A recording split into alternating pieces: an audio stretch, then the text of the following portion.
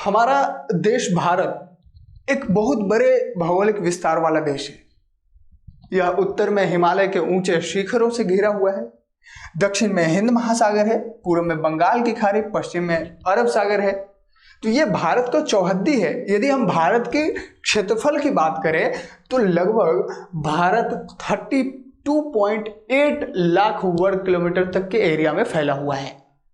यदि हम ये कहें कि उत्तर में भारत जो है कश्मीर से लेकर के दक्षिण में कन्याकुमारी तक का जो डिस्टेंस है भारत का वो है 3200 किलोमीटर, 3200 किलोमीटर तक।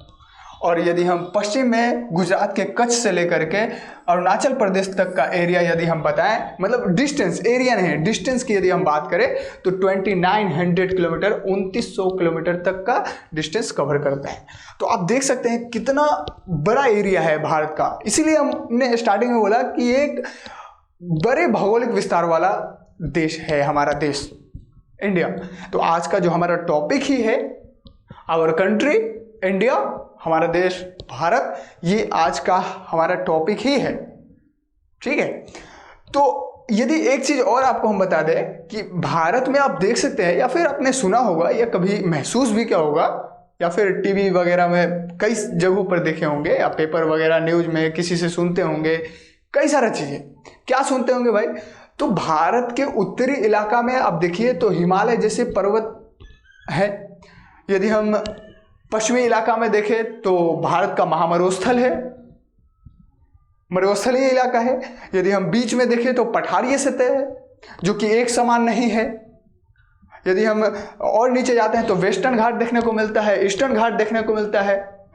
तो कई सारी जो है ना भारत में विभिन्नताएं हैं। किस चीज को लेकर के? भौतिक रूप से, फिजिकल रूप से, नेचुरल भौगोलिक विभिन्नताएं भारत में बहुत सारी मौजूद हैं। और सिर्फ भौगोलिक है क्या?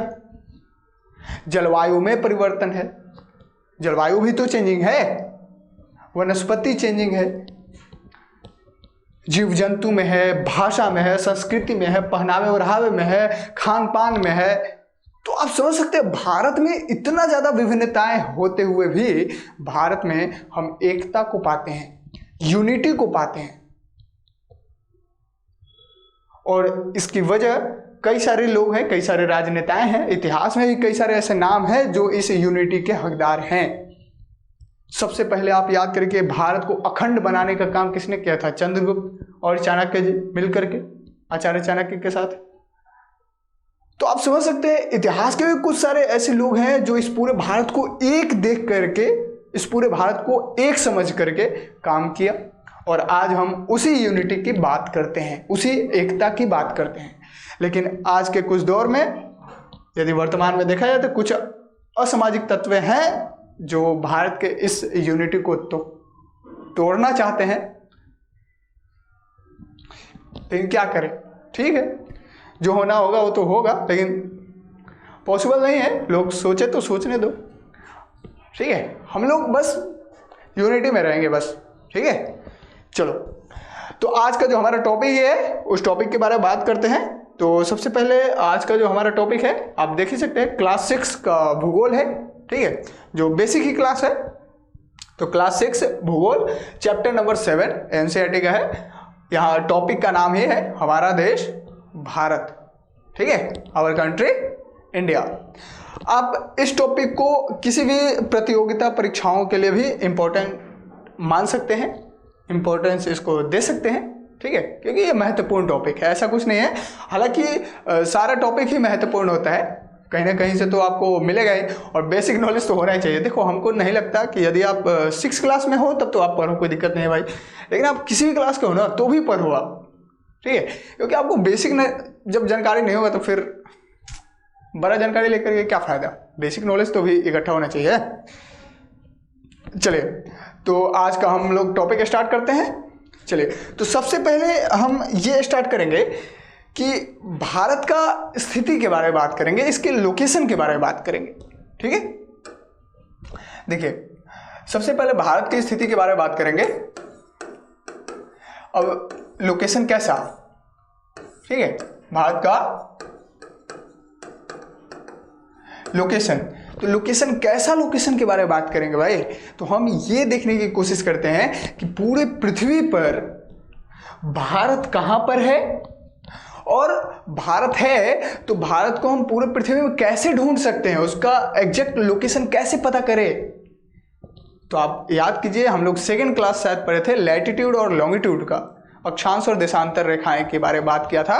तो उसी से रिलेट करके आज हम किसी भी चीज़ को लोकेशन, मतलब देखिए अगर आपको एग्जैक्ट लोकेशन चाहिए ना, अब देखिए गूगल मैप भी आप जब यूज करते हैं ना, तो वो किस चीज़ के थ्रू वो एग्जैक्ट लोकेशन दिखाता है, यही अक्षांश और देशांतर रेखा के थ्रू दिखाते हैं। ठीक है, तो हम उसी का उपयोग करके यहाँ पर समझने की कोशिश करते हैं। देखिए सबसे पहले यदि हम आपको बात बता दें तो देखिए ये पूरा पृथ्वी है हमारा, ठीक है, इसमें देखिए ये पूरा पृथ्वी है। तो इस पर आप देख सकते हैं, देखिए पूरा पृथ्वी का ये मैप है जनरली, और कुछ नहीं है, तो वर्ल्ड मैप है। आप यहाँ से आप देख सकते हैं कि देखिए यहाँ भारत कहाँ पर है, देखिए यहाँ पर है भारत, ठीक है, देखिए भारत यहाँ पर है,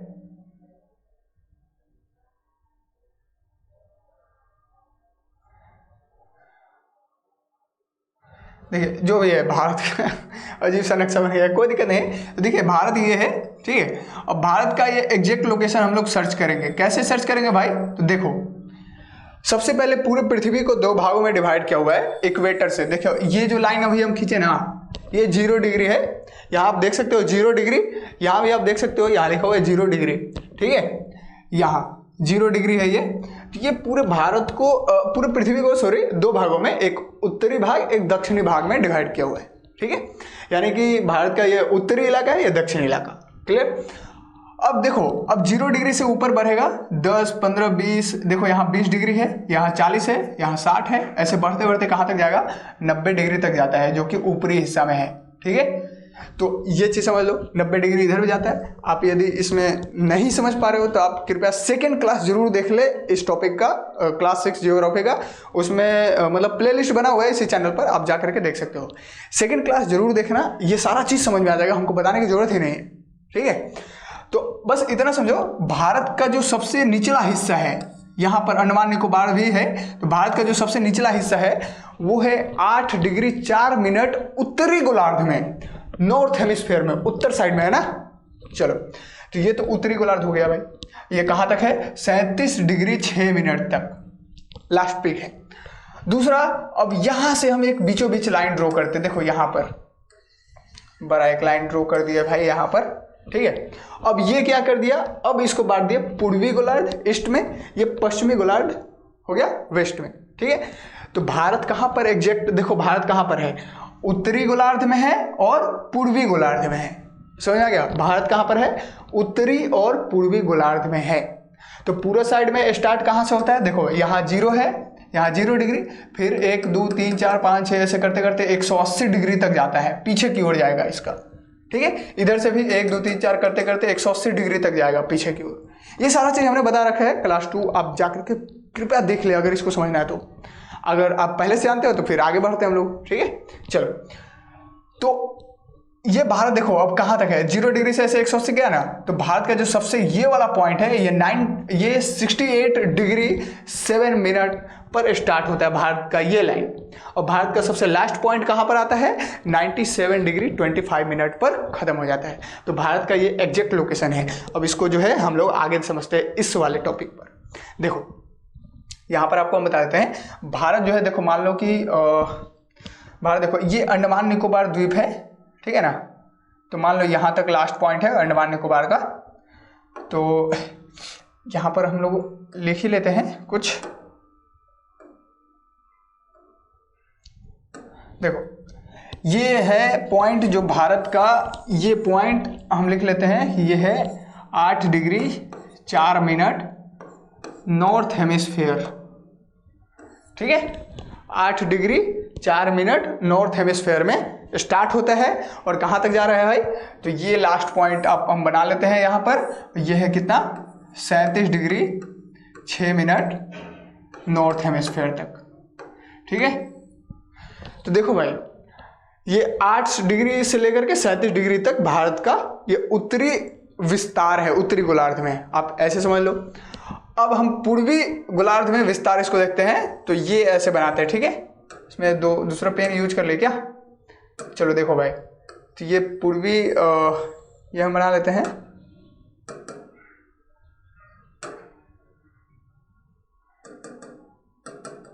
ब्लू का उपयोग करते हैं, ठीक है। चलो, तो ये पूर्वी साइड में, तो देखो यहाँ पर ये टच हो रहा है ना, तो ये कितना है भाई, यहाँ पर हम बना देते हैं 68 डिग्री 7 मिनट, ये क्या है, ईस्ट, ठीक है। पूर्वी गोलार्ध से लेकर के अब कहाँ तक जाएगा, तो मान लो यहाँ तक, ठीक है। मानना क्या है, यही अरुणाचल प्रदेश लास्ट पॉइंट है, तो 97 डिग्री 25 मिनट ये ईस्ट हेमिस्फीयर में है। तो देखो भारत का जो एग्जैक्ट लोकेशन है ना भाई, वो यही है। भारत का एग्जैक्ट लोकेशन आप ऐसे बता सकते हो। देखो हम फिर कह रहे, यदि आप पहली बार देख रहे इस वीडियो को, तो आप सेकेंड वीडियो पहले देख लो। सेकेंड वीडियो आप देख लोगे ना, क्लास 6 जियोग्राफी का सेकेंड वीडियो, आप सेकेंड चैप्टर लैटिट्यूड लॉन्गिट्यूड वाला देख लो, इसी चैनल पर आपको मिल जाएगा, दिक्कत नहीं है। प्लेलिस्ट में आप जाकर के चेक कर लीजिएगा, वो अगर आप देख लीजिएगा ना, तो ये जो हम लिख रहे हैं ना, डिग्री मिनट, ये सब अच्छी समझ में आ जाएगा आराम से। ये कुछ कहने की जरूरत ही नहीं है इसका, ठीक है, आराम से समझ में आ जाएगा। तो आप देख लेना, बस थोड़े सा आप देख लो कैसे बता रहे हैं, उसके बाद फिर यहाँ पर आप आकर के देख लेना, ठीक है। क्लैरिटी होना चाहिए ना आपके एजुकेशन में। चलो भाई, तो ये हो गया भाई, ये भारत का एग्जैक्ट लोकेशन है, ठीक है। तो आप देख सकते हैं भारत का विस्तार कितना ज़्यादा है, देख सकते हैं लगभग, आप कह सकते हैं कि 29 डिग्री, लगभग मान लेते हैं कि 29 डिग्री का विस्तार है भारत का। कितना है, 29 डिग्री का विस्तार है, समझ रहे। बीच में आप 97 से 68 घटा के देख लो ना, 29 डिग्री का विस्तार है, सोचो। तो 1 डिग्री में 4 मिनट, हमने सेकंड क्लास में बताया भाई, 1 डिग्री में 4 मिनट होते हैं, तो 29 डिग्री है, तो लगभग आप समझ सकते हो कितना मिनट होगा। 29 में 4 से गुना कर लो ना भाई, कितना होगा, लगभग मान लेते हैं कि 2 घंटे, लगभग मान लेते हैं, ठीक है। 2 घंटा का डिफरेंस होगा। यदि हम ये कहते हैं, देखो पूरब से हमेशा, देखो पृथ्वी पूरब से पश्चिम की ओर घूमता है ना, तो सूर्योदय सबसे पहले पूर्वी इलाका में होगा, यानी अरुणाचल प्रदेश में।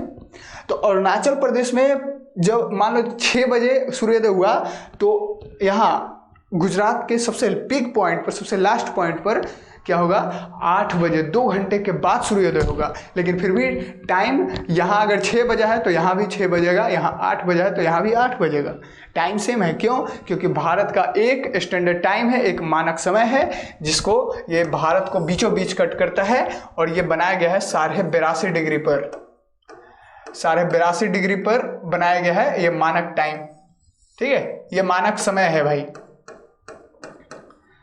मानक समय। देखो भारत में तो एक मानक समय बना दिया, इसीलिए जानते हो, अब भारत में आप कहीं भी चले जाओ टाइम सेम रहेगा, ठीक है। लेकिन यही आप रसिया में चले जाओ, रूस में 11 मानक समय है। कितना है भाई, रूस में 11 मानक समय है, ठीक है, 11। और अमेरिका की यदि बात करें, संयुक्त राज्य अमेरिका, यूएसए की यदि हम बात करें, तो इसमें लगभग 7 मानक समय है। यदि कनाडा की बात करें तो यहाँ पर 6 मानक समय आपको देखने को मिल जाएगा। तो समझ सकते हैं ये सब देश में कितना दिक्कत होता होगा शुरुआती दौर में टाइम को लेकर के। रूस में अगर आप चले जाते तो आपके बाह में कई सारे घर ही होने चाहिए, नहीं तो आप जैसे जोन बदलोगे, जैसे आप मतलब जोन बोल रहे हैं, जैसे आप मतलब ये जो समय का जो मानक समय का जो ये है लॉन्गिट्यूड है, जैसे आप चेंज करोगे, देशांतर रेखाएं जैसे पार करोगे, आपका जो है घड़ी में टाइम बदल जाएगा। तो आपको कई सारे घड़ी पहन के घूमना पड़ता है। लेकिन अब तो सिस्टम बदल गया है, अब हाई टेक्नोलॉजी का दौर है, तो रूस ने विकसित कर लिया है, अब वहाँ भी एक घड़ी से काम चल जाता है, दिक्कत होता है लेकिन, ठीक है। तो ये सारा प्रॉब्लम है। आप स्टार्टिंग में अगर शुरू में आप अगर यहाँ से वहाँ जाओगे ना, तो बड़ा दिक्कत होगा टाइम को लेकर के, ठीक है। यहाँ पर तो एक ही टाइम है, एक ही मानक समय है, वहाँ कई सारा है। तो ये चीज़ भी आप समझ लेना, स्टैंडर्ड टाइम इसको कहते हैं, मानक समय। ये भी हमने सेकंड क्लास में ही शायद बता दिया है, तो आप जरूर देख लीजिएगा, हम तो कहेंगे जरूर देख लीजिएगा। हर क्लास जो है ना एक दूसरे से रिलेट कर रहे हैं भाई, हर क्लास एक दूसरे से रिलेट कर रहा है, तो आप कृपया देखे लीजिए, ठीक है। चलो, तो ये भारत का जो था ये एक लोकेशन था, ठीक है, एक स्थिति था कि भारत कहाँ पर है, यदि पृथ्वी के ऊपर देखा जाए तो एग्जैक्ट लोकेशन उसका कहाँ है। क्लियर। देखो भाई, भारत जो है दो तरीके से भारत को हम समझते हैं अभी, ठीक है। एक पॉलिटिकल मतलब पॉलिटिकल मैप के हिसाब से, एक फिजिकल मैप के हिसाब से, ठीक है। यानी एक भौतिक चीज़ों के लेकर के और एक राजनीतिक चीज़ों को लेकर के हम भारत को समझने की कोशिश करते हैं, ठीक है। तो स्टार्ट करते हैं। देखो भाई, सबसे पहले हम ये बात करेंगे कि भारत का जो पड़ोसी देश है, यदि पड़ोसी देशों की बात करें तो भारत का पड़ोसी देश, देखो सबसे पहले तो ये आप देख सकते हो, एक भारत का राजनीतिक मानचित्र है। ये आप गूगल से भी डाउनलोड करके अच्छे से देख सकते हो। यहाँ अगर नहीं दिख पा रहा है तो आप क्वालिटी को हाई करो, दिखेगा, हमको अंदाजा है कि दिख जाएगा, ठीक है। तो ये भारत का पॉलिटिकल मैप है। हालांकि देखो, यहाँ से भी आप ये पता कर सकते हो, जैसे कि देखो एक रेखा यहाँ पर ये दिख रहा है आपको, देखो ये रेखा, ये जानते हो क्या है? ये है कर्क रेखा, ठीक है। क्या है?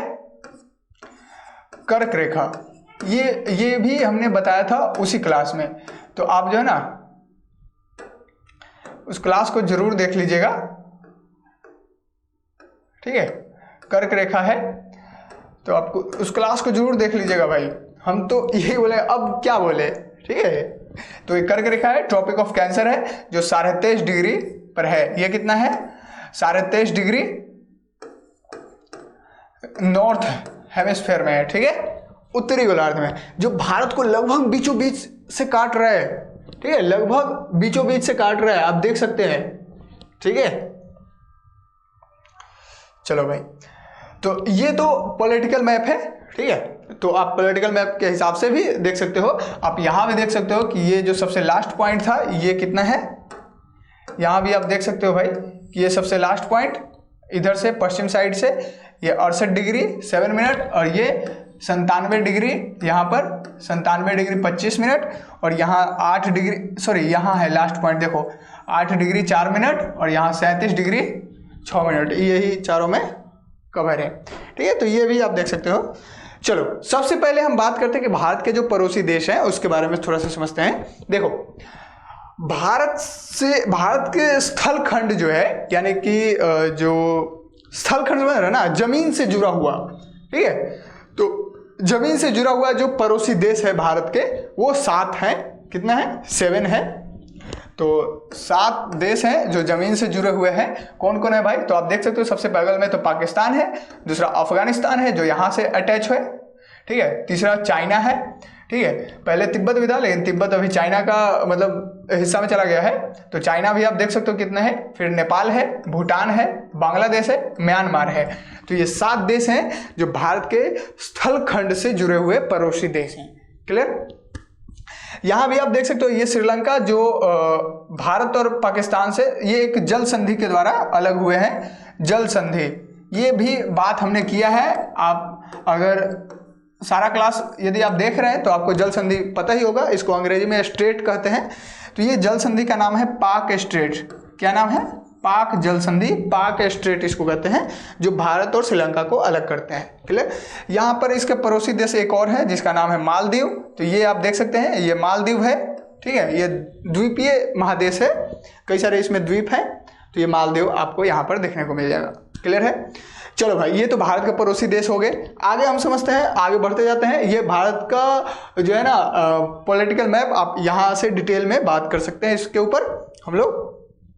तो देखो भाई, इसके ऊपर हम लोग डिटेल में बात करते हैं। देखो, सबसे पहले ये चीज समझते हैं कि देखो, भारत में जो है पूरा भौगोलिक विस्तार है ना, बड़ा देश है, तो इस पर जो है ना एडमिनिस्ट्रेटिव पर्पज के लिए, यानी कि प्रशासनिक क्रियाकलापों के लिए क्या है कि भारत को 28 राज्य में डिवाइड किया गया है।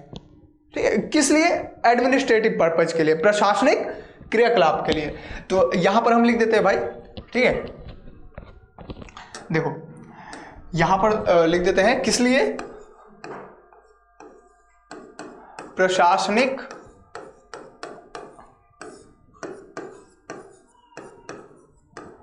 क्रियाकलाप ठीक है।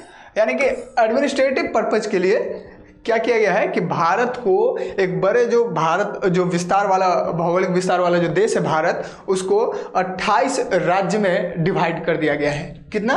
28 राज्य, ठीक है, 28 राज्य में डिवाइड कर दिया गया है। और 28 राज्य और 8 केंद्र शासित प्रदेश, केंद्र शासित प्रदेश में,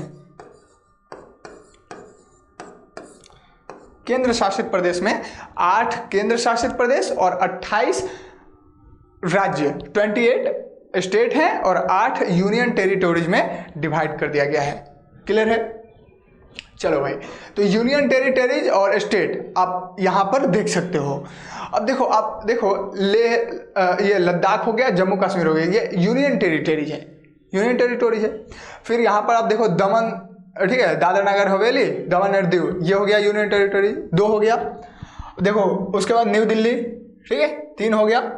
फिर एक आप इधर कहाँ गया, चंडीगढ़ आप देख सकते हो, 4। फिर आप देख लो जल्दी जल्दी, 4 हो गया। फिर इधर देखो पुदुचेरी है, ठीक है, यहाँ ये सब पुदुचेरी का एरिया है, तो ये 5 हो गया। और फिर आप देख सकते हो एक यहाँ पर आप देख सकते हो अंडमान और निकोबार, ठीक है, अंडमान निकोबार आप देख सकते हो, यहाँ पर अंडमान निकोबार ये देख सकते हो, ये भी एक है। फिर यहाँ पर एक है लक्षद्वीप, ठीक है, इस वाले एरिया में एक पॉइंट आप यहाँ पर समझ लो, ये है लक्षद्वीप। तो शायद हो गया ना 8, और भी कोई बचा हुआ है क्या? गिन लेते हैं थोड़ा सा, ठीक है। 1 2 3 4 5 6 7 और 1 दिल्ली, 8, ठीक है।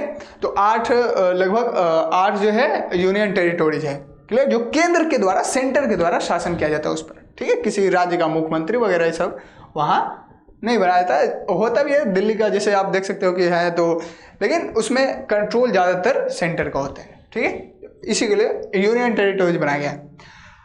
और 28 राज्य है, तो राज्य आप देख ही सकते हैं, हिमाचल प्रदेश, पंजाब, ये उत्तराखंड, हरियाणा, उत्तर प्रदेश, राजस्थान, गुजरात, मध्य प्रदेश, महाराष्ट्र, तेलंगाना, आंध्र प्रदेश, कर्नाटक, केरल, तमिलनाडु, उड़ीसा, झारखंड, वेस्ट बंगाल, बिहार।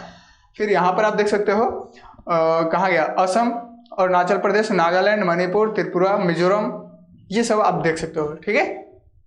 एक मेघालय है। तो इतने सारे राज्य हैं। तो ये क्या किया हुआ है कि प्रशासनिक क्रियाकलापों के लिए भारत को 28 राज्य में डिवाइड किया गया है और राज्यों को डिस्ट्रिक्ट में डिवाइड किया गया है, जिला में डिवाइड किया गया है, ताकि हम अच्छे से वहाँ पर मतलब शासन कर सके और कंट्रोल अच्छे से हो सके, सबका भला अच्छे से हो सके, ऐसा थीम है, ठीक है, डिवाइड करने का। तो ये तो भारत का पॉलिटिकल चीज़ है, भारत का पॉलिटिकल सेंस में है ना। तो यहाँ पर आप देख सकते हैं अंडमान निकोबार और यहाँ लक्षद्वीप, इन सब के बारे में बात करेंगे फिजिकल तौर पर भी। ये तो पॉलिटिकल तौर पर है, तो अब फिजिकल तौर पर हम बात करते हैं।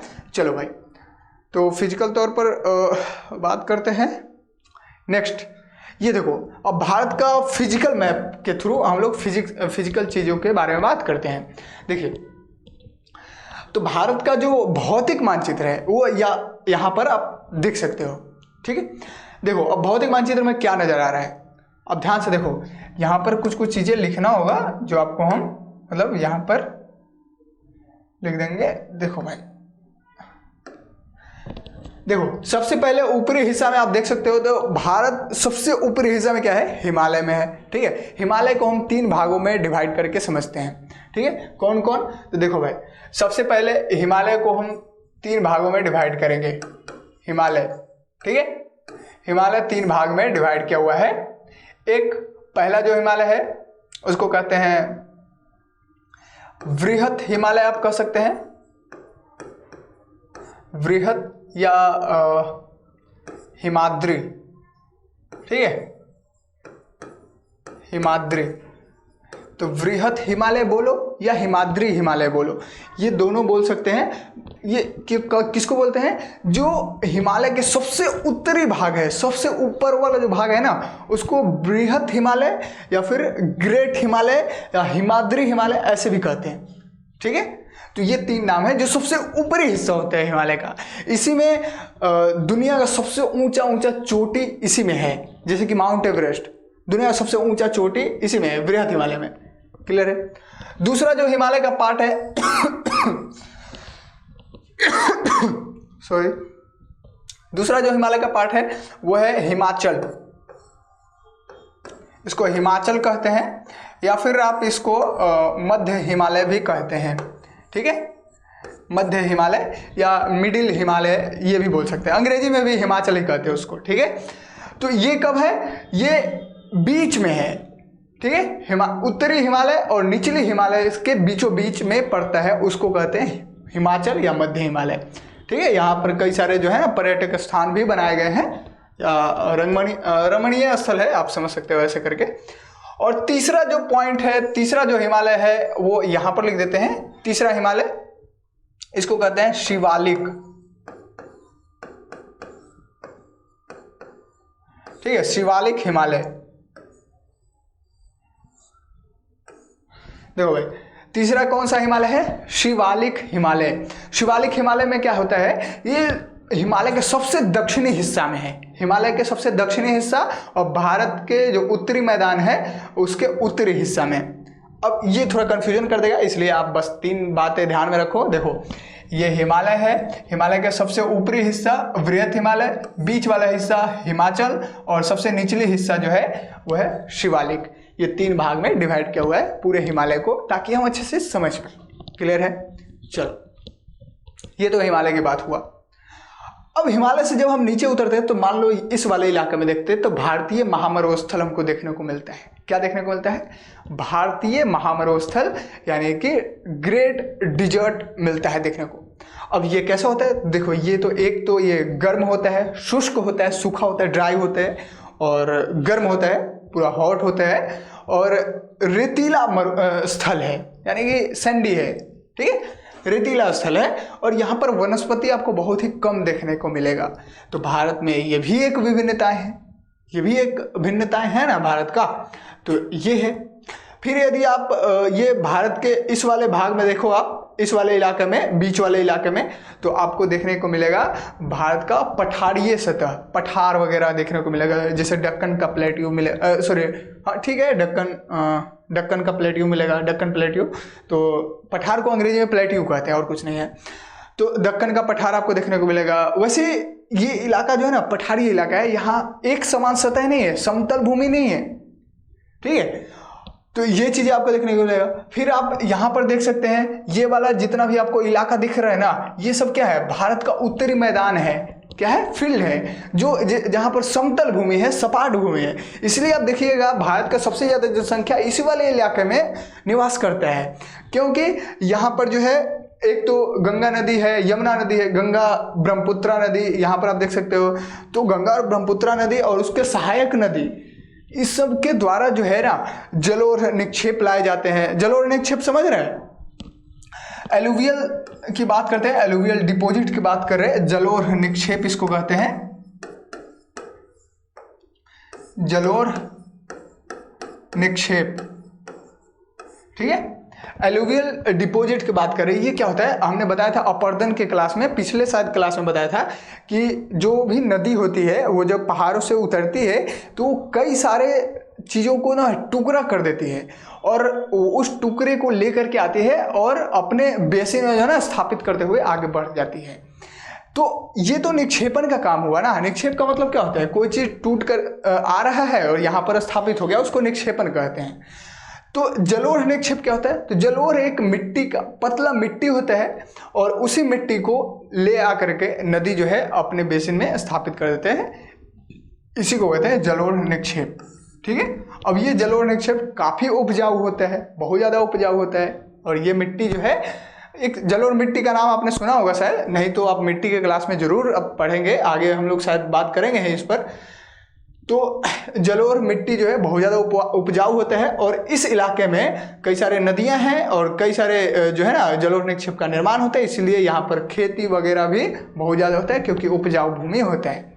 और एक तो सतह सपाट है तो यहाँ परिवहन की सुविधा होती है, यहाँ पर हर तरह की सुविधाएं बना सकते हैं, मकान बना सकते हैं, ट्रांसपोर्टेशन का काम कर सकते हैं, हॉस्पिटल्स बना सकते हैं, विद्यालय बना सकते हैं, कई सारी चीज़ें यहाँ पर निर्मित कर सकते हैं, इसलिए यहाँ पर सबसे ज़्यादा जनसंख्या आपको देखने को मिलेगा। तो भारत का सबसे ज़्यादा जनसंख्या कहाँ है भाई? यही इलाका में, उत्तर प्रदेश में, पता है ना, और बिहार में। तो चलो कोई बात नहीं है। तो ये चीज़ें हैं। फिर ये तो उत्तरी मैदान की बात हुआ। यदि अब और नीचे हम जाते हैं, ये भी आप एक चीज़ समझ लो, गंगा, ब्रह्मपुत्र और इधर सिंधु नदी, तो ये सब जो है ना, और इसके सहायक नदी, ये 3 इंपॉर्टेंट नदी है, बड़े बड़े नदी हैं। और इसके जो सहायक नदी भी है कई सारे, जैसे कि सतलज, चिनाब, झेलम, ये सब, गंगा, ये यमुना, चंबल, सोन नदी, ये सारे नदी क्या है कि इसके सहायक नदी हैं। तो ये सब क्या करते हैं, एक बड़े आकार में मैदान का निर्माण करते हैं, फील्ड का निर्माण करते हैं, वही मिट्टी ले आन करके निक्षेपित करते जाते हैं। ठीक है, तो ये चीज़ तो हो गया। दूसरा चीज़, अगर और नीचे हम आते हैं तो यहाँ पर आपको वेस्टर्न घाट देखने को मिलेगा। यहाँ पर वेस्टर्न घाट, ये घाट आप देख सकते हैं। तो ये आप देख सकते हैं, इसमें जो है ना एक रेखा में आपको देखने को मिलेगा, यहाँ पर एक श्रेणी में देखने को मिलेगा, एक रेंज की तरह देखने को मिलेगा ये घाट आपको। ठीक है, और इस घाट के इस साइड में, तटीय इलाका में, थोड़ा सा आपको मैदान देखने को मिल रहा होगा, यानी कि फील्ड देखने को मिल रहा होगा। तो यहाँ पर भी थोड़े थोड़े भाग में क्या है, लोग निवास करते हैं। जहाँ जहाँ फील्ड होगा वहाँ लोग निवास करेगा। ये तटीय इलाका है, इधर समुद्र है, अरब सागर आप देख सकते हैं, और इधर आप देख सकते हैं ये पूर्वी घाट है ये सब। तो लेकिन पूर्वी घाट में आप देख सकते हैं ये टूटा टूटा है, कहीं बीच में टूटा टूटा जो है, ऐसे नहीं है एक लाइन में, यहाँ पर टूटा हुआ है। ठीक है, तो ये पूर्वी घाट है, इसको ईस्टर्न घाट कहते हैं, इसको वेस्टर्न घाट कहते हैं। क्लियर? तो ये चीज़ें हैं।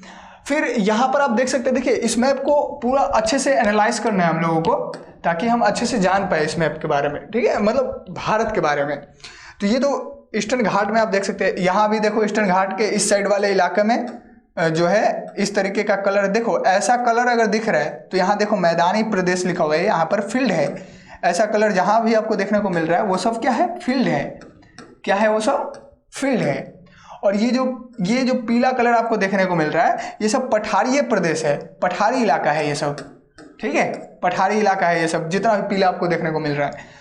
और ये जो ब्राउन कलर का आपको दिख रहा है ना, इस तरीके से ये लाइन बना हुआ ब्राउन कलर का, इस तरीके से ये ऐसे जो लाइन बना हुआ है, ये सब क्या है, ये सब पहाड़ी है। ठीक है, पर्वत, पहाड़ी, यही सब रेंज है ये सब। ठीक है, ये सब पहाड़ी है। इसी का ये भी एक पहाड़ी है जिसका नाम वेस्टर्न घाट दिया हुआ है। क्लियर है? चलो भाई, और ये एक कलर आप देख सकते हैं, यहाँ पर पर्वतीय प्रदेश बता रहा है, यानी कि जैसे कि ये है, तो पर्वतीय इलाके में जो लोग रहते हैं उसका एरिया, उसके बारे में बात कर रहे हैं कि ये पर्वतीय प्रदेश है। ठीक है, पर्वतीय प्रदेश है ये सब। ठीक है, समझ में आ गया बात? चलो भाई, ये तो मैप का ये सारा कहानी था। और भी कुछ नदियों के बारे में बात कर सकते हैं, जैसे कि देखो गंगा, ब्रह्मपुत्र, ये सब बंगाल की खाड़ी में आकर के गिर जाते हैं। ठीक है, फिर नर्मदा और ताप्ती नदी, देखो विंध्य पहाड़ी, विंध्याचल का नाम आपने सुना होगा, विंध्य पहाड़ी है यहाँ पर, तो यहाँ से, और सतपुरा पहाड़ी है, तो यहाँ से जो है नर्मदा नदी का उद्गम स्थान है। ठीक है, देखो यहाँ से नर्मदा नदी निकलता है और खंभात की खाड़ी यानी कि अरब सागर में यहाँ पर गिर जाते हैं, और तापी नदी यहाँ भी अरब सागर में गिर जाती है। यही 2 नदी है जो कई बार क्वेश्चन में पूछ लिया जाता है कि ऑप्शन दे देगा, बोले कौन नदी है जो मतलब भारत के पश्चिमी साइड में यानी कि अरब सागर में आकर के गिर जाती है, तो नर्मदा और तापी नदी। वैसे छोटे छोटे कई सारे नदी हैं, लेकिन उसकी बात उतना नहीं करते। चलो, तो और यहाँ पर देखो आप महानदी आपको देखने को मिल जाएगा, गोदावरी देखने को मिल जाएगा, कृष्णा, कावेरी, ये सब नदी आपको देखने को मिल जाएगा, और ये सब नदी बंगाल की खाड़ी में आकर के गिर जाती है। ठीक है, बंगाल की खाड़ी में अपना जल को जो है डाल देती है। तो देखो यहाँ पर आप देख सकते हो, ये देखो ये डेल्टा का निर्माण हुआ रहा है, ये सब डेल्टा है। ठीक है। यहाँ भी इस इलाके में भी डेल्टा का निर्माण होता है, जहाँ जहाँ नदी जो है ना, नदी अपने मुहाने पर डेल्टा का निर्माण कर देती है। क्या कर देती है, देखो मुहाना पर, मुहाना क्या होता है भाई, देखो मुहाना वो होता है जिसे बड़ा जो नदी है, वो नदी जो है अपना जल को जब समुद्र में डालती है, तो जहाँ पर डाल रही है ना, उस जगह का नाम मुहाना होता है, नदी का मुहाना। ठीक है, तो नदी जब अपना जल समुद्र में डालती है, तो नदी यहाँ से ऐसे घूमते हुए आई और यहाँ पर अपना जल डाल दी। ठीक है, तो ये नदी का मुहाना हो गया। क्लियर है। तो नदी के मुहाना पर जो है डेल्टा का निर्माण होता है। किस चीज का होता है, डेल्टा का निर्माण होता है। डेल्टा, अंग्रेजी में भी इसको डेल्टा ही कहते हैं। अब ये डेल्टा जो है ना, कई जगह पर होते हैं, ये उपजाऊ मिट्टी भी होते हैं और कई तरीके के होते हैं। आपको यदि हम डेल्टा दिखा दें तो शायद डेल्टा शायद नहीं होगा फिगर में, तो डेल्टा नहीं दिखा पाएंगे। अब वैसे आप टेंशन मत लो, डेल्टा का अलग से क्लास हम बढ़िया से डिटेल में लेने वाले हैं। वैसे अगर आपको देखना हो तो ज्योग्राफी का एक प्लेलिस्ट अलग से बना हुआ है इस पर, उसमें आप देख सकते हो, डेल्टा के बारे में भी चर्चा किए हैं। लेकिन आप तनाव मत लो, इसमें भी धीरे धीरे हम डेल्टा पर आएंगे तो आपको फिगर वगैरह सब दिखा देंगे, टेंशन मत लेना।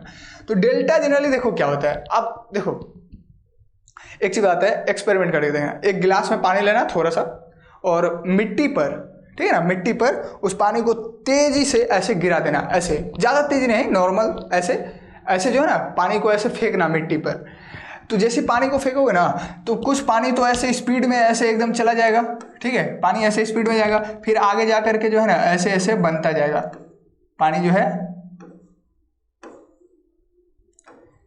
इस तरीके से। देखना, अब देखना पानी जो है ना इस तरीके से बनता जाएगा। यहाँ पर पानी रहेगा लेकिन बीच में मिट्टी रहेगा, जहाँ जहाँ घेरे है वहाँ पानी रहेगा, बीच में मिट्टी रहेगा। तो आप देखना ऐसे बन जाएगा, उसी को डेल्टा कहते हैं। इसी को क्या कहते हैं हम लोग, डेल्टा कहते हैं, और कुछ नहीं है। ये उपजाऊ मिट्टी भी होता है। दुनिया का सबसे बड़ा यदि डेल्टा की बात करें तो वो सुंदरबन डेल्टा है। क्या है, सुंदरबन डेल्टा। सुंदरबन, देखो दुनिया का सबसे बड़ा डेल्टा सुंदरबन डेल्टा है। ये गंगा और ब्रह्मपुत्र नदी के मुहाने पर बनता है ये इलाका। ठीक है, गंगा और ब्रह्मपुत्र नदी के मुहाने पर यहाँ पर बनता है सुंदरबन डेल्टा। ये दुनिया का सबसे बड़ा डेल्टा है और ये बहुत ज़्यादा जो है मतलब उपजाऊ होता है। इसको 3 हिस्सा में बांटा गया है। एक हिस्सा में लोग रहते हैं, 2 हिस्सा आरक्षित मतलब रिजर्व किया गया है। तो उसके बारे में भी कभी बात करेंगे बाद में, अभी नहीं।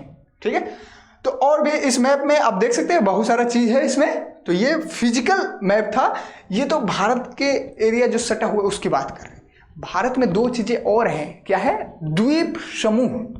क्या है भाई, द्वीप समूह। देखो यहां लिखते हैं, ठीक है,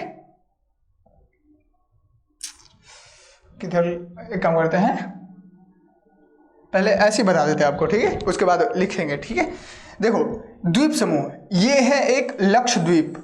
ठीक है, यहाँ पर जो बुंदा बुंदा दिख रहा है ना आपको छोटे छोटे, ये लक्षद्वीप द्वीप समूह है। ठीक है, इसमें द्वीपों का समूह है, ढेर सारे द्वीप मिल करके उसको कहते हैं द्वीप समूह। ठीक है, ये लक्षद्वीप भारत का ही एरिया में आता है। और एक है यहाँ पर आप देख सकते हैं, ये है अंडमान निकोबार। ठीक है, अंडमान और निकोबार 2 द्वीप समूह हैं, इसको कहते हैं अंडमान निकोबार द्वीप समूह। ये भारत का सबसे दक्षिणतम पॉइंट यहीं पर है। ठीक है, इंदिरा पॉइंट इसको कहते हैं।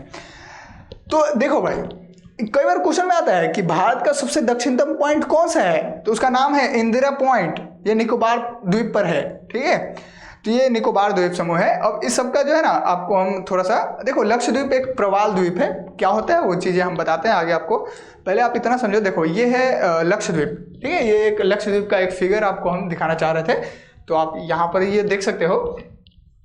एक चीज और बताते हैं, देखो लक्षद्वीप एक प्रवाल द्वीप है। क्या भाई, देखो लक्षद्वीप द्वीप समूह है। ठीक है, द्वीप समूह है, ये एक प्रवाल द्वीप है। क्या है, प्रवाल द्वीप है। कोरल आइसलैंड कहते हैं इसको, कोरल। ठीक है ना, कोरल द्वीप। प्रवाल को अंग्रेजी में कोरल कहते हैं और कोई बात नहीं। तो देखो भाई, प्रवाल का मतलब क्या होता है, देखो समुद्र में जो छोटे छोटे जीव जंतु होते हैं ना, वो जब मर जाते हैं, ठीक है, तो उनका जो कंकाल होते हैं वो अब मर गए तो कंकाल वहीं पर जमा होता गया, कई सारे मरते गए, उसके ऊपर भी कई सारे जीव जंतु अपना हंस कर रहे थे, फिर उसी पर मर के रह गए। तो वो सारे कंकाल इकट्ठा होते होते क्या करते हैं, एक द्वीप का निर्माण कर देते हैं। इसी को प्रवाल कहते हैं और कुछ नहीं है, ठीक है। वो जीव जंतु के जो कंकाल होते हैं उसी का नाम प्रवाल होता है। उसको कई बार हम लोग पॉलिप का नाम देते हैं, पॉलिप कहते हैं उसको, क्या कहते हैं, पॉलिप कहते हैं, ठीक है। यही इसी को प्रवाल कहते हैं और कुछ नहीं है। तो वो सारे कंकाल के ऊपर कंकाल जमा होते होते एक स्थल का निर्माण कर देता है और वही द्वीप बन जाता है, ठीक है। टाइम, बहुत सारा टाइम लगता है, एक ही दिन में तो ऐसा नहीं होता। तो यही प्रवाल द्वीप होता है और कुछ है नहीं इसमें, ठीक है। तो प्रवाल द्वीप का ये एक सीन आप देख सकते हो, ये लक्षद्वीप का है, ठीक है। लक्षद्वीप का ये सीन है भाई, ठीक है। यहाँ पर लोग रहते भी हैं और यहाँ आप देख सकते हो कई सारे जो है ना, ये आपको नारियल का खेती यहाँ ज़्यादा होते हैं। तो ये आप समझ सकते हो, कभी घूमने जाओ करो, आज तक हम तो गए नहीं, तुम भी कोई कोशिश तो करो। चलो, ये तो प्रवाल द्वीप है, ये भी आप देख सकते हो, ये प्रवाल द्वीप का ही है। देखो ये सब जितने भी दिखाई दे रहे हैं ना आपको, ये सब जितने भी दिख रहे हैं आपको, ये सब क्या है, ये सब छोटे छोटे जो है ना, ये सब पॉलिप हैं, कंकाल हैं, वही मिट्टी का निर्माण हो गया है और यही धीरे धीरे इकट्ठा होकर के द्वीप बन जाते हैं, ठीक है। तो ये प्रवाल द्वीप है। यहाँ पर देखो एक आदमी है, यहाँ पर लोग रहते भी हैं, ऐसा बात नहीं है कि नहीं रहता। तो ये लक्षद्वीप है हमारा एरिया, ठीक है। चलो, तो ये समझ में आ गया प्रवाल द्वीप यानी कि, ठीक है। चलो आप समझते हैं थोड़ा सा, ये एक सीन है जो आपको दिखा रहा है, ये अंडमान निकोबार का सीन है, ठीक है। अंडमान निकोबार उसका राजधानी क्या है, पोर्ट ब्लेयर, ठीक है। ध्यान में रखना, सारे स्टेट और यूनियन टेरिटरीज का राजधानी याद कर लेना भाई, काम देता है। तो ये देखो, ये जो सीन एक आपको दिख रहा है ना, ये क्या है, एक अंडमान निकोबार द्वीप समूह का एक सीन है। और देखो, अंडमान निकोबार द्वीप समूह में एक चीज आपको बताते हैं कि जब 2004 में सुनामी आया था ना, क्या आया था, सुनामी। देखो भाई, 2004 में एक सुनामी आया था, ठीक है। सुनामी को अंग्रेजी में सुनामी ही लिखते हैं भाई, ठीक है, बस टी आगे रहता है, उसके बाद एस। तो देखो, सुनामी जब आया था 2004 में, तो हुआ क्या था कि अंडमान निकोबार द्वीप का जो निकोबार वाला जो नीचे वाला जो साइड था ना, उसका कुछ द्वीप जो है डूब गया था, ये सुनामी की वजह से। सुनामी क्यों आता है, जब भूकंप आता है ना समुद्र में, अर्थक्वेक आता है कहाँ, समुद्र में, ठीक है। तो समुद्री वेव्स जो है वो ऐसे गोल गोल करके देखे होंगे आप, समुद्र में ऐसे बड़े बड़े ऐसे गोल गोल करके जो है दिखाई देते होंगे आपको, तो वही सुनामी होता है। इस सुनामी जो है ना बहुत तबाही ला सकता है। तो आप थोड़ा सा न्यूज़ देखिएगा कि 2004 में कितना तबाही ला गया था। आप मतलब देख लीजिएगा गूगल पर, 2004 में सुनामी की वजह से कितना जो है ना क्षति पहुंचा था, वो सारा चीज़ आप देख सकते हैं। तो अंडमान निकोबार द्वीप समूह भी हमारा एक बढ़िया, मतलब यहाँ तो बहुत घूमने वाला जगह है, आप मतलब पर्यटक स्थल भी है, यहाँ पर देख ही सकते हैं क्या सीन है इसका। तो जो है ना, कभी घूमने जाइए और हो सके तो हमको भी बुलाइए। चलो, तो ठीक है, ये सारे टॉपिक थे। इसमें हम लोगों ने ये बात किया कि किस तरीके से जो है हमारा पूरा देश जो है, आवर कंट्री के बारे में बात किया हमने।